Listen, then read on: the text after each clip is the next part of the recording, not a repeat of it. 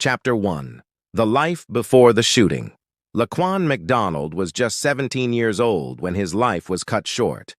Born and raised in Chicago, he navigated the challenges of adolescence in a city marked by systemic inequality, high crime rates, and limited opportunities. But Laquan was not a hardened criminal. He was a teenager, trying to survive in a world that often judged young black men before giving them a chance to live fully. He had never physically harmed another person, and his record contained no reports of assault or violent offenses. This fact, often overlooked in public discourse, is critical. Laquan McDonald was not dangerous. He was human. Friends and family described him as energetic, sometimes moody, but with a spark of potential that went beyond the labels often assigned to youth in marginalized neighborhoods. He enjoyed music, time with friends, and ordinary teenage experiences that many of us take for granted. Yet his environment exposed him to harsh realities. Poverty, systemic neglect, and community violence were constants. For Laquan, the streets were both a playground and a minefield, a space where one wrong step could become a permanent one. Despite this, he had not committed a violent act against another person. He was navigating life the best he could with the tools available, learning, growing, and surviving in a city that often seemed stacked against him. On the night of October 20th, 2014, Laquan was walking home after a brief outing. He had been spotted by police in a situation that escalated beyond necessity. But it is crucial to remember that Laquan's past, his record, and his intentions were not violent. He did not pose a lethal threat. There was no history of assault, no pattern of physical harm, nothing in his life that should have warranted lethal force. Yet his life was treated as disposable. The human story of Laquan is one of potential interrupted. Every interaction, every decision, every possibility for a future cut short is a reminder of the stakes at play. Laquan had dreams, fears, and relationships that mattered. His life, though brief, contained the same complexity and nuance as any teenager navigating adolescence, and he deserved to see that future unfold. Understanding Laquan's life before the shooting is essential for grasping the magnitude of the injustice he suffered. He was not a statistic, not a cautionary tale, not a suspect in the traditional sense. He was a young man full of potential whose existence was erased in an instant. This chapter of his life demands recognition, not just as a prelude to tragedy, but as a celebration of the person he truly was.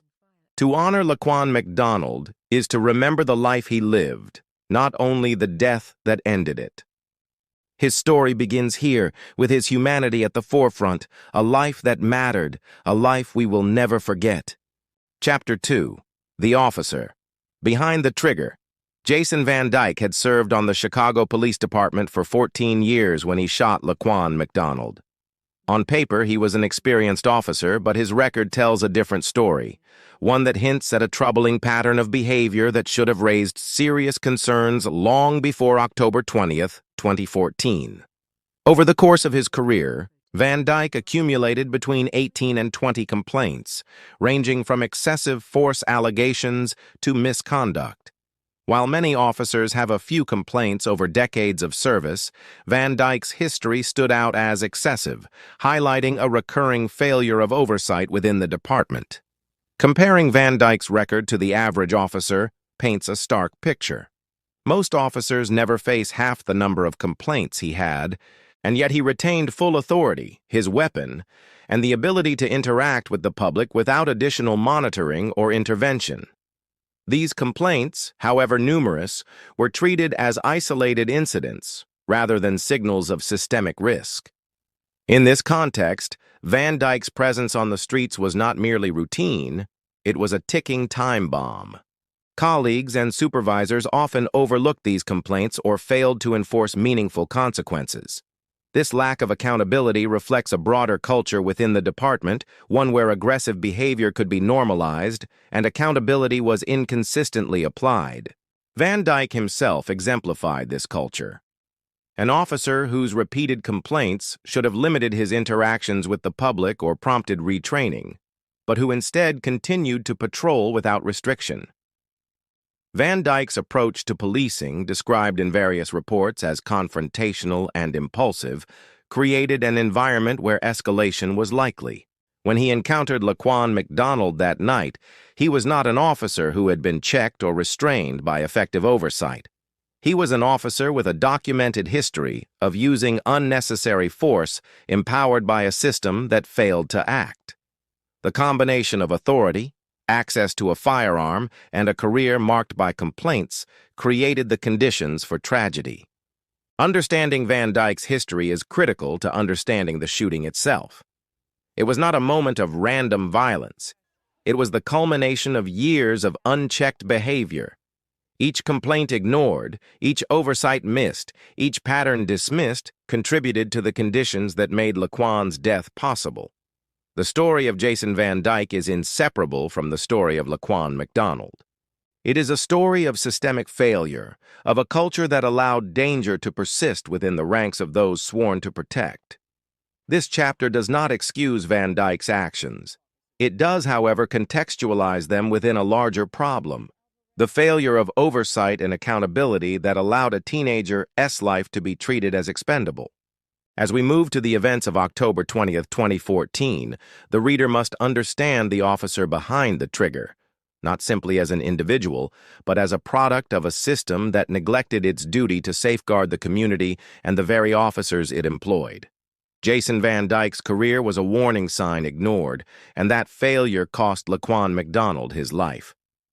Chapter 3. The night of October 20th, 2014. October 20th, 2014 began like any other night in Chicago, but for Laquan McDonald, it would end in tragedy. That evening, Laquan was walking through the streets of the city, moving through a neighborhood familiar to him, navigating the challenges of life as a 17-year-old in a system stacked against him. He was carrying a small knife, a reality that would later be used to justify excessive force. But in context, it was a minor object in the hands of a frightened teenager, never a lethal threat to a trained officer. Jason Van Dyke and other officers spotted Laquan, initiating what would become a fatal encounter. Accounts and video evidence reveal a chaotic, rapidly escalating situation. Laquan did not charge at officers aggressively. He did not lunge with lethal intent. He moved cautiously, attempting to retreat and create distance. Yet Van Dyke, who had a documented history of complaints and aggressive behavior, opened fire. Over the course of mere seconds, Laquan McDonald was shot 16 times. 16 bullets pierced his body, each one a stark statement of the excessive force applied in a situation that did not require lethal intervention. The first shots immediately incapacitated Laquan, yet Van Dyke continued firing, ignoring the opportunity to de-escalate, to assess, or to preserve life. Witnesses later described the scene as chaotic and terrifying, a teenager collapsing on the cold pavement while officers continued to discharge firearms. The dashboard camera footage, which was later suppressed, provides a chilling visual record. It shows Laquan attempting to move, to survive, even as bullets tore through him. He was walking, not attacking. The video, once released over a year later, sparked outrage because it revealed a truth that words alone could not fully convey: the sheer inhumanity of the shooting. Each frame is a stark reminder that Laquan's life was treated as expendable, that the presence of authority and a firearm were leveraged against a human being whose only crime was existing in the wrong place at the wrong time. The rapidity of the shooting and the number of bullets fired highlight systemic issues as much as individual culpability. Van Dyke's actions reflect a pattern of aggression unchecked by oversight, while the environment of the encounter, a city, and a department where young black men were often criminalized by perception, amplified the tragedy. Laquan's decisions that night, like walking away and holding a small knife, were responses to fear and uncertainty, not violent intent. Understanding the timeline of this night is essential. It underscores the preventable nature of Laquan's death and the failure of the system to protect life. Each moment, from the initial spotting to the final shot, represents a critical juncture where intervention could have saved him. Yet, in the space of seconds, a life full of potential ended violently.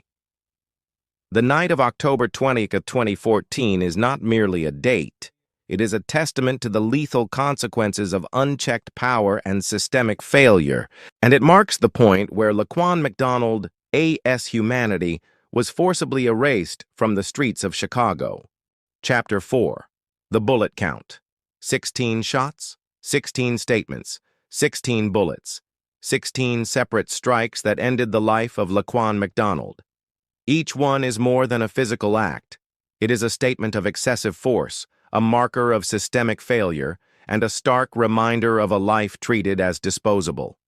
The number alone shocked the public and fueled outrage once the dashboard camera footage was released, revealing the scope of the violence that took less than a minute to execute. Police protocol exists to limit harm, to prioritize de-escalation, and to protect human life. Even in situations where officers face potential threats, lethal force is considered a last resort, used only when there is imminent danger. Laquan McDonald, walking away from the officers and holding a small knife, did not meet that threshold. He was retreating, not charging. Yet Van Dyke fired repeatedly, continuing even after Laquan fell, demonstrating a disregard for life that cannot be justified by standard procedures. The sheer number of bullets fired magnifies the injustice. Each shot can be viewed as a failure of judgment, a lapse in moral responsibility, and a breakdown in oversight. For observers and experts, the 16 shots are emblematic of the broader pattern of police violence that disproportionately affects black youth. The overkill is not just physical, it is symbolic. 16 times the system, through Van Dyke's hands, asserted that Laquan's life could be erased without consequence. Forensic analysis confirms the sequence and impact of the bullets. Some entered Laquan from angles that suggest he was already incapacitated, further emphasizing the unnecessary nature of the shooting. Each wound is a narrative in itself, telling the story of fear, aggression, and unchecked authority. When these details were finally made public, they shattered the narrative that Laquan was a threat deserving of lethal force. The public could see unflinchingly that this was not self-defense. It was execution. The community's reaction to the 16-shot figure underscores its significance. Activists, journalists, and everyday citizens recognized the disproportionate nature of the force used. Memorials and protests often reference the number explicitly, using it to highlight the excessive aggression and demand accountability. The bullet count became shorthand for the injustice. Laquan McDonald shot 16 times for doing what he had never done before, physically harm another human being. The 16 bullets are also a lens through which to examine institutional responsibility. Van Dyke's repeated complaints, the lack of real oversight, and a culture that allowed excessive force to persist converge in this single moment. The bullets are both literal and metaphorical. Each one fired a message about the value, or lack thereof, assigned to Laquan's life. Understanding the significance of the 16 shots is critical to grasping the enormity of what occurred. They represent more than violence. They represent systemic neglect, individual failure, and societal indifference. They mark the transition from life to death, from possibility to tragedy, and from silence to a call for justice that the public would not let go unanswered. Laquan McDonald's death by 16 bullets is a stark, undeniable testament to what happens when power is exercised without accountability and when a young life is seen as expendable. Chapter 5. The Suppressed Evidence. The truth of what happened to Laquan McDonald did not immediately reach the public. Critical to understanding the depth of the injustice is the suppression of evidence, particularly the dashboard camera footage from a nearby Burger King. This video captured Laquan's final moments with stark clarity, providing irrefutable visual proof of the shooting. Yet for more than a year, the footage was hidden from view, delaying justice and perpetuating a false narrative about the encounter. The timeline of suppression reveals systemic failure. After the shooting on October 20th, 2014, authorities controlled the flow of information, classifying the video as evidence and restricting its release. Internal discussions show concern not for transparency or accountability, but for public perception and legal protection of the police department. Requests from journalists, activists, and community members were repeatedly stalled. Meanwhile, the narrative in mainstream media relied on partial accounts, police statements, and speculation, none of which accurately represented Laquan's actions or the excessive force used against him. When the footage was finally released in November 2015, public reaction was immediate and visceral. The video showed Laquan walking away, knife in hand, but posing no lethal threat, while Jason Van Dyke opened fire, ultimately firing 16 bullets. The stark contrast between the suppressed narrative and the visual evidence sparked outrage. People saw, unfiltered, the lethal overreach that words alone had failed to convey. It was not just a teenager's life that had been taken, it was public trust that had been violated. The deletion of footage and the delay in release raise critical questions about accountability. Was this an isolated failure or a reflection of institutional priorities that placed image and protection of officers above human life? The answer lies in the pattern of behavior within the Chicago Police Department, where complaints, misconduct, and internal warnings were routinely minimized or ignored. Suppressing evidence in Laquan's case was not just unethical, it was a deliberate obstruction that prevented the community from seeing the truth in real time. Legal proceedings and investigations later highlighted the consequences of the suppression.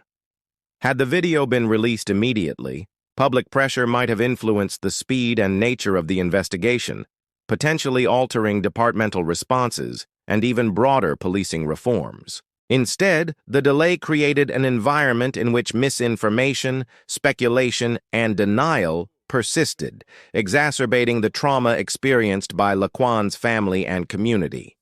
The Burger King footage serves as a stark reminder of why transparency matters in law enforcement. Visual evidence made the injustice undeniable, revealing not only Laquan's vulnerability, but also the systemic failures that allowed an officer with a history of complaints to shoot a teenager 16 times. The suppression of that evidence was an attempt to control the narrative, but it ultimately failed. Laquan's life, his final moments, and the truth of his death could not be hidden forever. In remembering Laquan McDonald, the story of the suppressed evidence is inseparable from the story of the shooting itself. The footage was more than video. It was a testimony of truth, delayed but unbroken.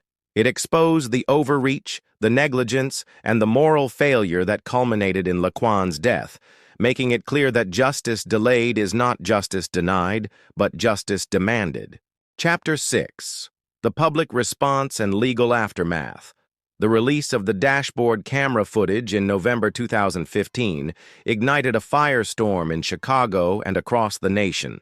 For over a year, the public had been left with incomplete accounts of Laquan McDonald's death, relying on police statements and media speculation.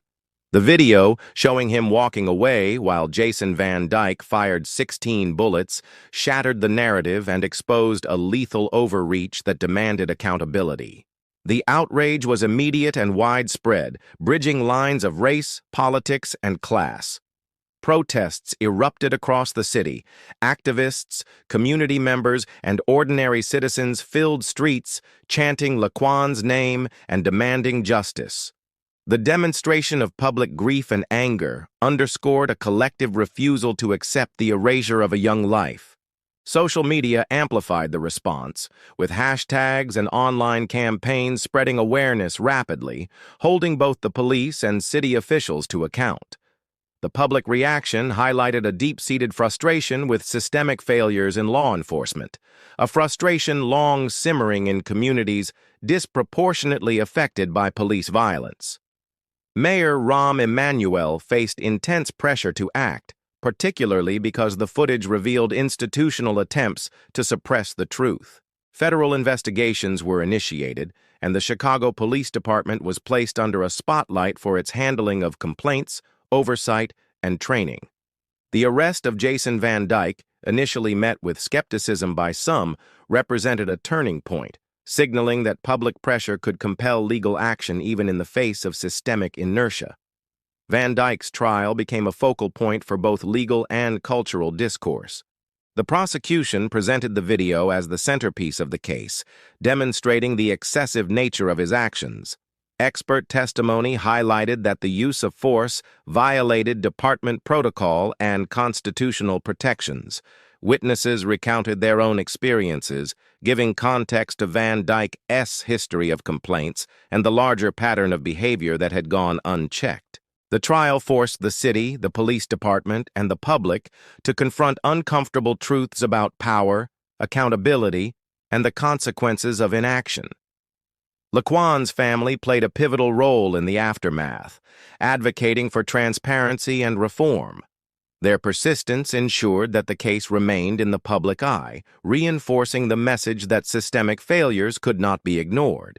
Community leaders and activists used the momentum to push for changes in policy, including improved oversight of police complaints, de-escalation training, and reforms in the handling of officer misconduct. The public response and legal aftermath demonstrate the dual nature of Laquan's legacy, tragic yet transformative. His death was a result of systemic failures, but it also catalyzed an unprecedented demand for accountability.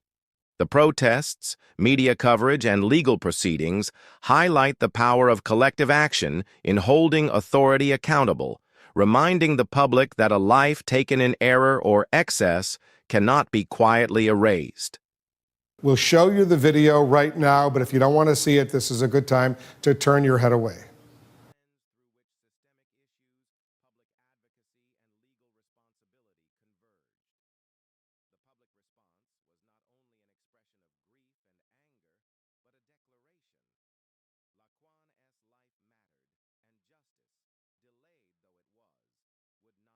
Laquan McDonald. Death was not merely the result of one officer's actions, it was the product of systemic failures deeply embedded within the Chicago Police Department. Jason Van Dyke's history of complaints, left unchecked for over a decade, illustrates how institutional oversight repeatedly failed to protect the public and even the officers themselves. The system that allowed him to remain on active duty with full authority is a window into the broader failures of policing. Van Dyke's 18 to 20 complaints over 14 years were never adequately addressed. Some were dismissed as minor, others were delayed in processing, and a few were buried in bureaucracy. Each inaction sent a message. Repeated aggressive behavior could persist without consequence. The department's culture normalized force as a primary response, sometimes regardless of necessity or proportionality. This culture not only endangered citizens like Laquan, but also eroded trust between the community and those sworn to protect it. Beyond individual accountability, the case exposes failures in complaint investigation and early warning systems. Many departments, including Chicago's, rely on internal mechanisms to flag officers who display repeated problematic behavior. Van Dyke's record should have triggered intervention, retraining, supervision, or reassignment, but the system failed.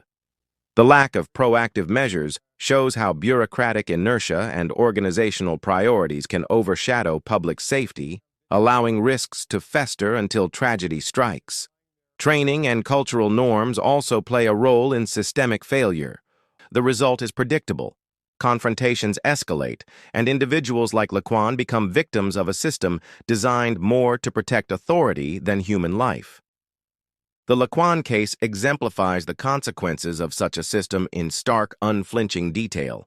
Transparency failures compounded the problem. The suppression of the Burger King footage was not an isolated incident, but part of a broader pattern of controlling information to protect the department. This behavior undermines accountability and allows misconduct to persist unchecked. A system that prioritizes institutional protection over citizen safety is fundamentally flawed, and the Laquan McDonald case exposes this flaw for all to see. Finally, Laquan's death demonstrates how systemic failure intersects with societal inequities. Young black men are disproportionately affected by policing practices, complaint dismissal, and excessive force. The patterns revealed in Chicago mirror national trends, emphasizing that this is not just one city's problem, but a reflection of broader structural issues. Policies, oversight, and cultural reform are necessary to prevent future tragedies, and Laquan's case serves as a call to action for comprehensive change. Laquan McDonald's death was the ultimate manifestation of unchecked authority, insufficient oversight, and cultural norms that condone excessive force. Understanding these failures is crucial to preventing similar tragedies, restoring public trust, and honoring Laquan's memory by demanding a system that values human life over institutional preservation. Chapter 9. Laquan's legacy. Laquan McDonald's death reverberated far beyond the streets of Chicago, leaving an indelible mark on the city, the police department, and the national conversation about policing and accountability. Though his life was tragically cut short, the consequences of his death sparked awareness, activism, and policy discussions that continue to shape public discourse. Laquan's legacy is not defined solely by the brutality of his shooting, but by the societal changes and reflections it inspired.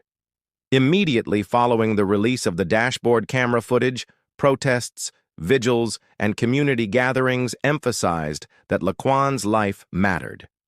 Activists leveraged social media, news coverage, and grassroots organizing to demand accountability and reform.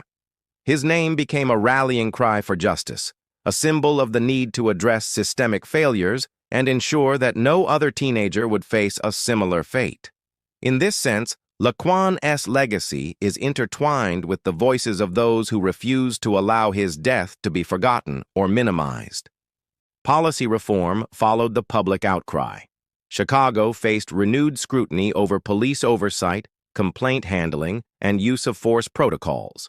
The Civilian Office of Police Accountability, COPA, and other oversight mechanisms were called upon to review procedures and implement stricter standards. Discussions about body cameras, transparency, and community engagement gained traction, emphasizing that Laquan's death could serve as a turning point if systemic issues were addressed. The conversation extended beyond Chicago, inspiring similar discussions nationwide about officer accountability, de-escalation training, and the role of oversight in preventing excessive force. Laquan's family played a crucial role in ensuring that his life and story were remembered beyond the immediate tragedy. Through advocacy, interviews, and public appearances, they emphasized his humanity and potential, reframing him as a young man whose future was stolen rather than merely a statistic in a police report. Their persistence kept the case in the public eye, ensuring that reforms were not simply performative, but responsive to the community's demands for justice. Cultural recognition also became part of Laquan's legacy. Murals, memorials, and art projects commemorate his life, creating tangible reminders of both the injustice he endured and the resilience of the community that rallied for him. These spaces offer reflection, mourning, and inspiration, reinforcing that Laquan's impact extends beyond legal outcomes to the hearts and minds of the city he once walked. Ultimately, Laquan McDonald's legacy is one of transformation, born from tragedy. His death revealed flaws in policing, sparked public activism, and prompted meaningful conversations about systemic reform. It reminds society that accountability, transparency, and justice are not abstract ideals, but essential components of protecting human life. Laquan's story challenges us to confront uncomfortable truths about authority, race, and societal responsibility. Though he never had the opportunity to live a full life, Laquan McDonald's influence continues. His death has become a catalyst for change, ensuring that the lessons drawn from his tragedy are not ignored. His legacy is not solely sorrow. It is a call to action, a demand for justice, and a reminder that every life, no matter how young, holds value that must be recognized, defended, and remembered.